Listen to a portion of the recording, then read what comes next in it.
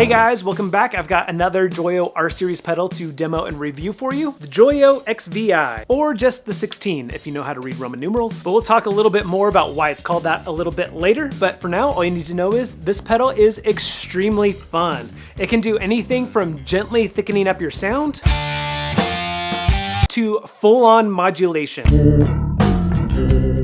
And everywhere in between. I'm Dan, this is Guns and Guitars. Now let's take a closer look at this Joyo XVI. Here's to you guys. Woohoo!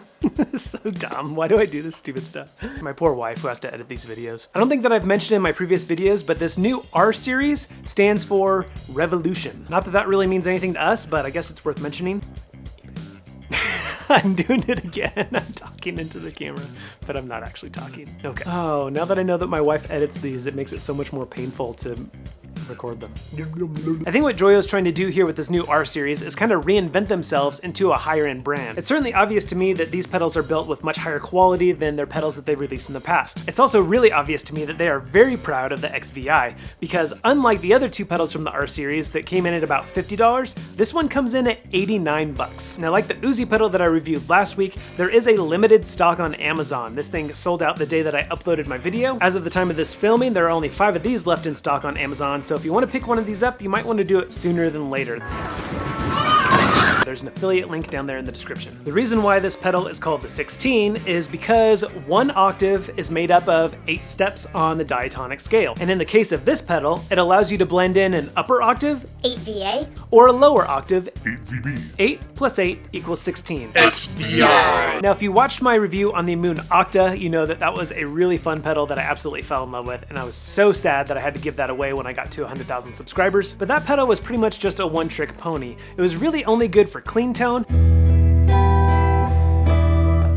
And while it did have both an upper and lower octave, it didn't really have any modulation to change up the sound at all. Pretty much all the settings sounded just like a church organ. Which was very cool, don't get me wrong, I loved it, I really enjoyed that pedal. But there are a few things that make this pedal worth $20 more than the Moon Octa. One, this knob right here adds a modulation effect to your octaves, which gives it sort of a chorus type feel. 2, this pedal just works beautifully with overdrive and distortion, as I'm going to demonstrate for you because I'm going to be demoing it alongside this Joyo Uzi. And 5, 3, this pedal works excellent for bass as well, which I will I'm gonna have my editor take that last part out. I'm not taking that part out. 3, unlike the Moon Octa, this pedal works excellent for bass as well, which I will be demonstrating for you. Real quick summary of these very basic controls. You have your dry signal coming in, you have your sub octave, that's your octave below. Anything for a lady. And you have your upper, which is your octave above. So you can blend in any combination of the 3. Lastly, we have this mod wheel, which again dials in sort of a chorus effect. And I'm gonna be honest with you guys, this mod wheel is extremely limited. You can only dial in the depth of the chorus effect, you can't adjust the speed. Also, it only affects the octaves, it doesn't affect the dry signal at all. But if you really want full control over speed, depth, and all 3 octaves, then you'll probably just wanna pair this XVI with a dedicated chorus pedal. For this sound demo, as always, I'm gonna be recording directly into Logic Pro using this Focusrite, I was using it as a coaster, most expensive coaster I have. My Focusrite Scarlett USB interface. For the guitar parts, I'm going to be using this clean tweed amp simulation as well as the Joyo Uzi. And for bass, it's just going to be the clean dry signal coming in plus the XVI.